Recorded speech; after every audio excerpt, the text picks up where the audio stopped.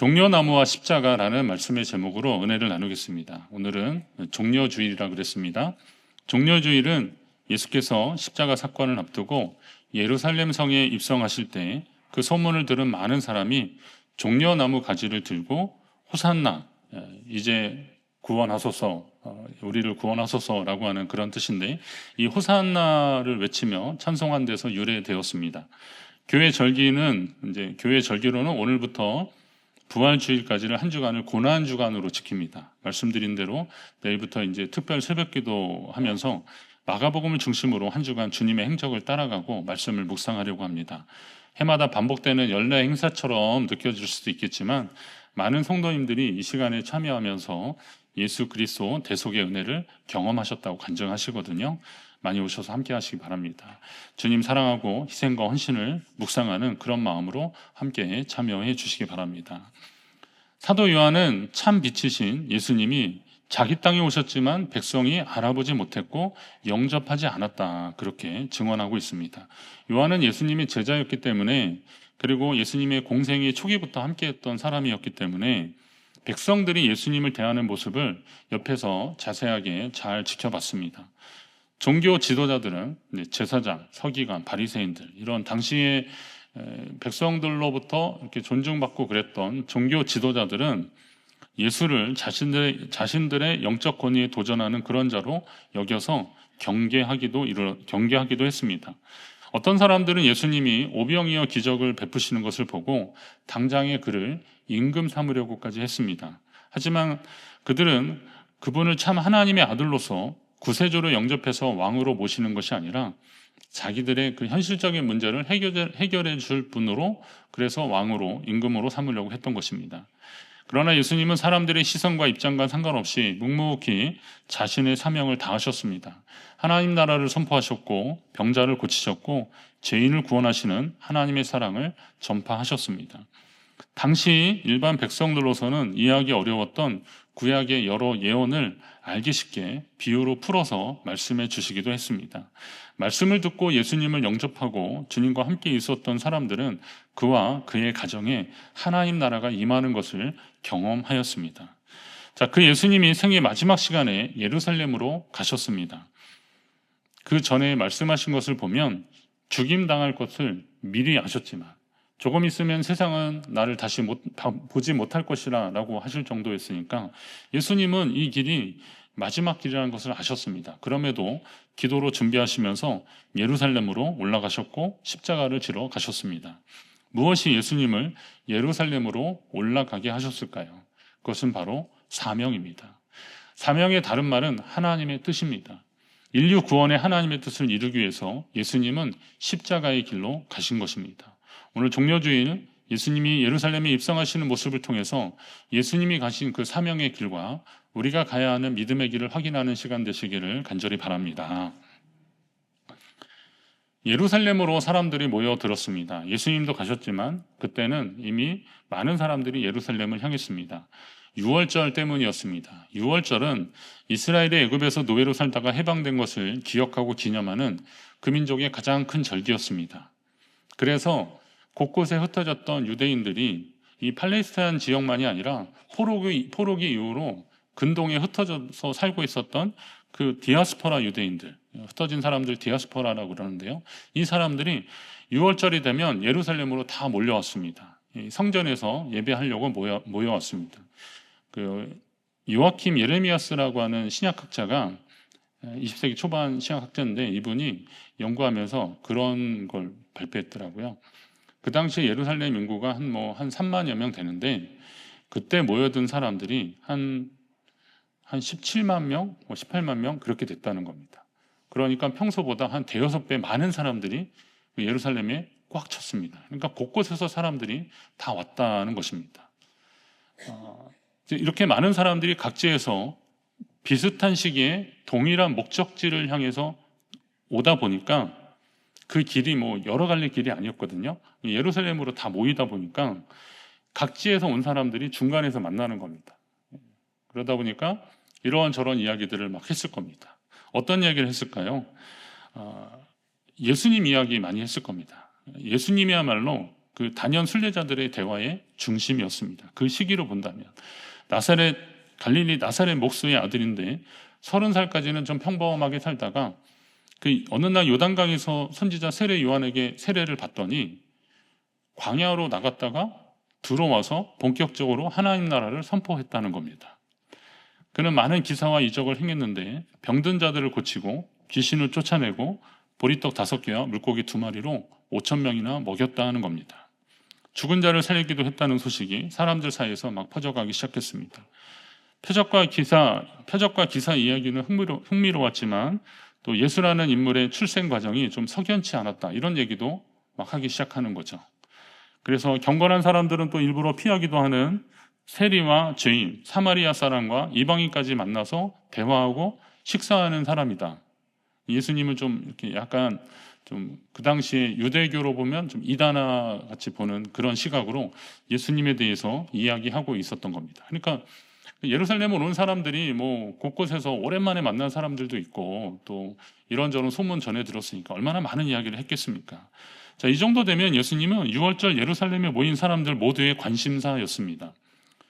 유다 왕국이 멸망한 이후에 오래전부터 헬라나 로마 등 같은 주변의 그 제국들이 이 팔레스타인을 다 차지하고 지배하고 막 그랬었는데, 그렇기 때문에 민족의 자존심도 많이 상처가 생겼지만 그래도 하나님이 다윗 왕 때와 같은 영화를 회복시킬 메시아를 보내실 것이라고 사람들은 믿고 있었습니다. 그 일을 지금 예수란 분을 통해서 이루시는 것이 아닐까라고 하는 그런 기대감들이 지금 6월절 예루살렘을 꽉 채운 사람들의 기대였던 겁니다. 자, 이런 가운데서 예수라는 분이 온다는 겁니다. 그러니까 사람들은 그 소리를 듣고 모여들기 시작했습니다. 어디로? 예수님이 오시는 그 길가로 모여들기 시작했습니다. 그런데 그들 가운데 어떤 마음이 있었을까요? 예수님을 통해서 그들은 어떤 기대를 하고 있었을까요? 단지 그냥 그들의 어떤 영적 문제, 그런 그들의 어떤 삶의 문제가 해결될 것을 기다리는 그런 사람들도 있었고, 또 영적인 문제가 해결되길 바라는 그런 사람들도 있었을 텐데, 대부분의 사람들은 이 영적인 문제보다는 현실적인 문제가 예수님을 통해서 해결되기를 바랬을 것입니다. 주말 오후에 그 가까운 명동에 가면 특정 부스 앞으로 사람들이 이렇게 딱 줄을 서 있습니다. 그래서 처음에는 무슨 줄인가 이렇게 궁금했는데요. 줄 맨 앞에 가보니까 복권 판매점이더라고요. 로또 판매점. 로또 판매점인데 토요일에 추첨하는 것 같은데, 그러니까 이제 그 추첨하기 직전에 많은 분들이 그걸 사는 겁니다. 여러분, 로또 복권의 1등 당첨 확률이 얼마나 되는지 아십니까? 예. 혹시 여기 맞았는데 시침이 뚝 떼고 계시는 분 계십니까? 예. 800만 분의 1이래요. 로또 당첨 확률이요. 800만 분의 1. 그러니까 이거 엄청난 거거든요. 근데 사람이 벼락에 맞아 죽을 확률은 얼마나 되는지 아십니까? 이거 어디 자료에서 봤더니 미국의 학자들이 봤는데 15,300분의 1, 15,000분의 1이래요. 그럼 확률상으로 보면 이 로또는 벼락에 맞을 일보다 훨씬 더 희박한 거예요. 로또 맞을 일은. 그런데 사람들이 줄을 쫙 서는 거예요. 왜 설까요? 이거 한 방이면 그냥 우리 역전될 거다. 인생 역전될 거다. 그 로또 아마 그 구호가 인생 역전 무슨 로또 막 이랬을 겁니다. 자, 이거 한 방이면 인생이 역전될 것 같은 기대 때문입니다. 로또 1등 만지면 제게 차를 사주시겠다고 약속하신 분도 계신데요. 아직 소식이 없어요. 그러니까 그분 되길 제가 기도해달라는 뜻이었나? 하여튼 뭐 그랬는데, 하여튼 아직 소식 없는 거 보니까 뭐 안 맞은 걸로 저는 여기겠습니다. 자, 예수님이 예루살렘에 오신다는 소식을 듣고 앞에서와 같은 예수님에 대한 막 소문 막 들었잖아요. 병자 고치고 오병이어 기적으로, 그리고 죽은 자도 살리고 막 그랬어요. 자, 이런 소식을 사람들이 막 들었어요. 그러니까 이 예수님을 잘 옹이하면 우리 민족과 개인의 인생 역전이 일어날 것이다 라고 하는 기대감들이 예루살렘에 모인 유대인들에게 혹시나 하는 마음으로 계속 있었던 겁니다. 그래서 예수님이 이 로마의 압제로부터 자신들을 해방시켜 주실 것이라는 것도 믿었습니다. 예수님의 제자 중에도 어떤 사람들은 예수님 주님 나라 임하면 하나는 왼쪽 하나는 오른편에 좀 앉혀달라고 그렇게 부탁할 정도였으니 오죽했겠습니까? 자, 그런 바람을 가지고 백성들은 예수님이 오신다는 소식을 듣고 막 몰려나가서 종려나무 가지를 흔들었습니다. 종려나무 뭐 많이 비유나 사진으로 보셨을 테니까 아실 텐데요. 저렇게 생겼습니다. 코코넛 야자수 열매하고 조금 다르고요. 이 종려나무는 조금 다릅니다. 이따 보시면 알겠지만 열매가 좀 특이하게 달려 있습니다. 종려나무 열매 한번 보실래요? 이걸 좀 첨언하면은요, 원래는 이게 대추야자라고 번역하는 게 좀 맞는데 종려나무로 그냥 일반적으로 이렇게 우리가 번역이 하고 있습니다. 자, 성지순례 다녀오신 분들이 오셔서 이렇게 하나씩 먹어보라고 주셔서 드셔보신 분들 알겠는데 요겁니다. 이게 주로 중동에 서식하는 나무인데 탄수화물, 섬유질, 비타민, 미네랄이 풍부하고 황산화 성분이 폴리페놀 성분이 다량 함유되어 있어서 이게 아주 굉장히 건강식이라는 겁니다. 당뇨 환자는 좀 알아서 잘 드십시오. 근데 아무튼 이게 되게 좋은 겁니다. 그래서 이게 이런 이유로 요르단이나 이라크, 옛날 그 이라크 전쟁 전에 후세인이 우리한테는 대추야자가 있다 이럴 정도로 그런 지역에는 이 공산품이 잘 발달이 안 돼서요. 이런 것을 이렇게 가공해서 판매하는 걸로 수익을 많이 얻었다는 겁니다. 하여튼 그렇게 이 중동 지역의 사람들에게는 주민의 삶에 아주 밀착한 식물이 종려나무라고 알려진 대추야자입니다.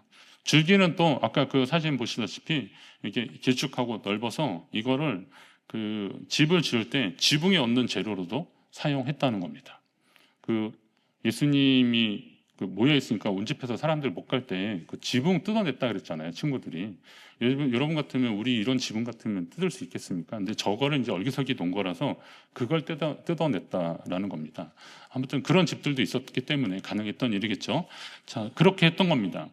그만큼 주민들의 생활과 밀접하고 주변에서 흔히 구할 수 있었고 또 그 가지가 이 사진처럼 이렇게 흔들면 좀 이렇게 시각적 효과도 좀 대단하고 그래서 아주 특별한 날에 특히 전쟁에서 승리하고 오는 개선장군 아니면 왕이 행차할 때 이걸 막 흔들어 댄 겁니다. 연도에서 막 흔들어 대면서 환호를 표시했던 겁니다. 그럼 그걸 보니까 이제 지나가는 사람도 또 뭐 느낌이 좀 다르고 그랬겠죠.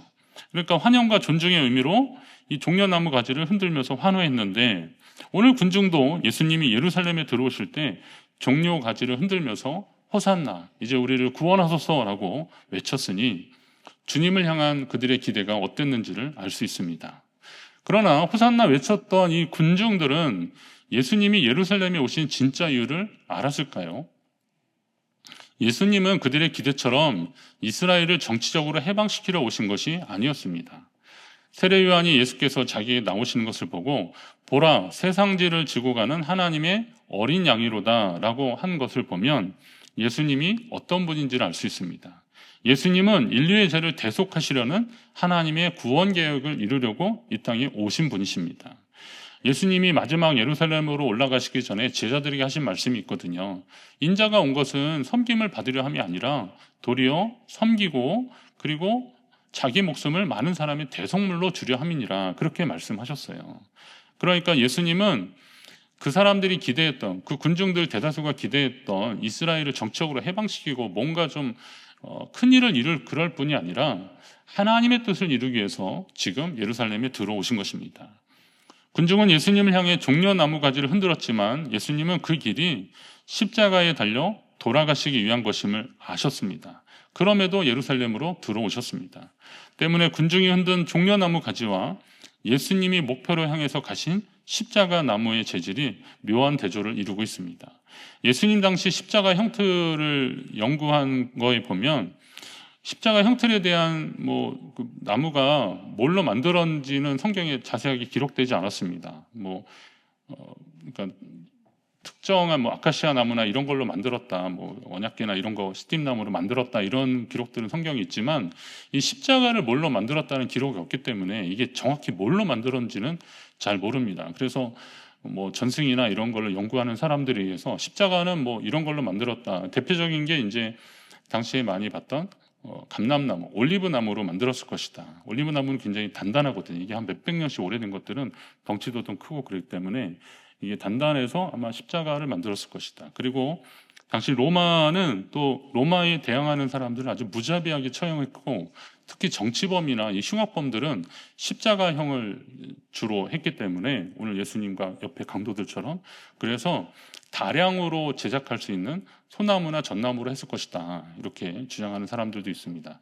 그런데 중요한 것은 신학적으로 이게 중요한 사항은 아니라는 거죠. 정확한 나무 종류도 알 수 없고, 당시 팔레스타인 지역에 그냥 흔했던 단단한 나무 정도로만 그냥 생각해 보면 될 것입니다.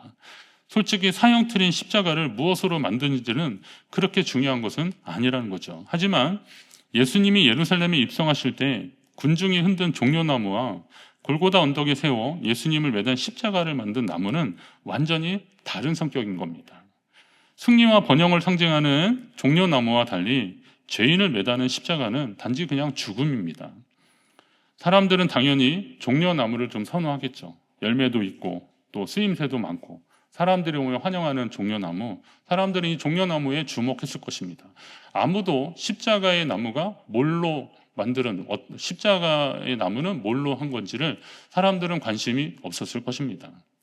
그러나 십자가에 우리 믿음의 진정한 고백이 담겨져 있는 거 아니겠습니까? 베드로 사도가 그랬습니다. 그가 나무에 달려 자신의 몸으로 우리의 죄를 담당하셨으니 이는 우리가 죄에 대하여 죽고 의에 대하여 살게 하려 하심이라 라고 말씀하셨습니다.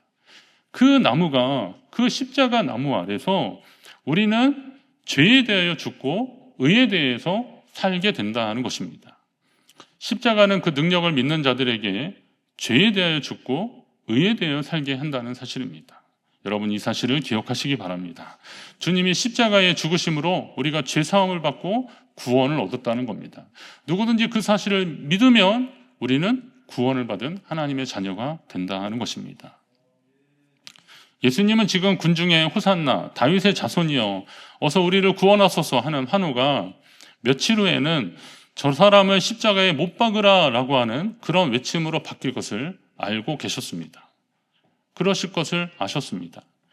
그들은 예수님을 진정한 왕이 아니라 자신들의 필요에 따른 해결사 정도로 여겼기 때문에 그 기대가 실망으로 바뀌면서 그를 십자가에 못 박으라고 하는 겁니다.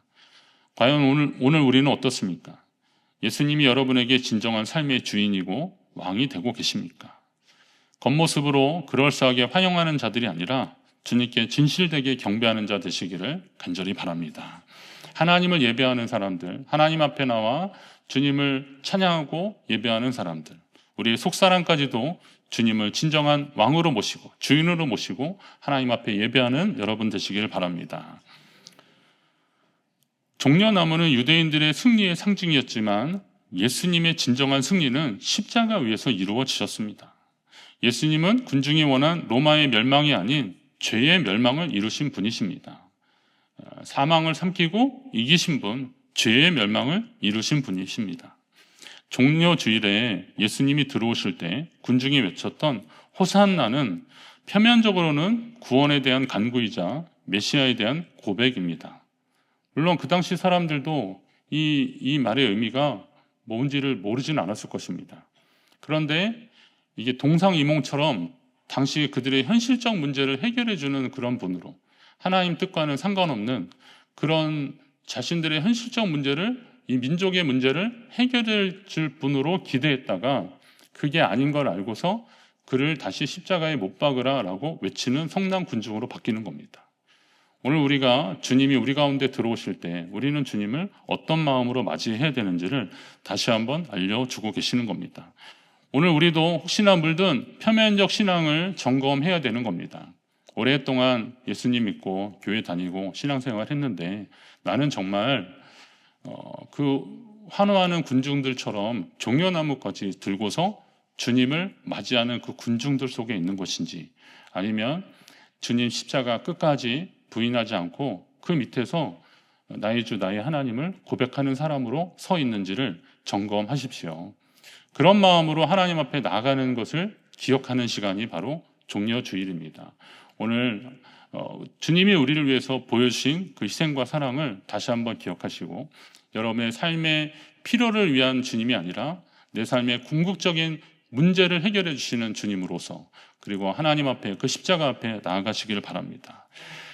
지금 환영할 때뿐만이 아니라 물론 주님을 환영하는 것은 당연히 해야죠. 어서 오십시오. 우리 주님을 맞이하는 것은 당연합니다. 그러나 말씀드린 대로 예수님이 달린 십자가 아래서도 나의 주, 나의 하나님을 고백하는 여러분의 삶이 되시기를 주님의 이름으로 부탁드립니다.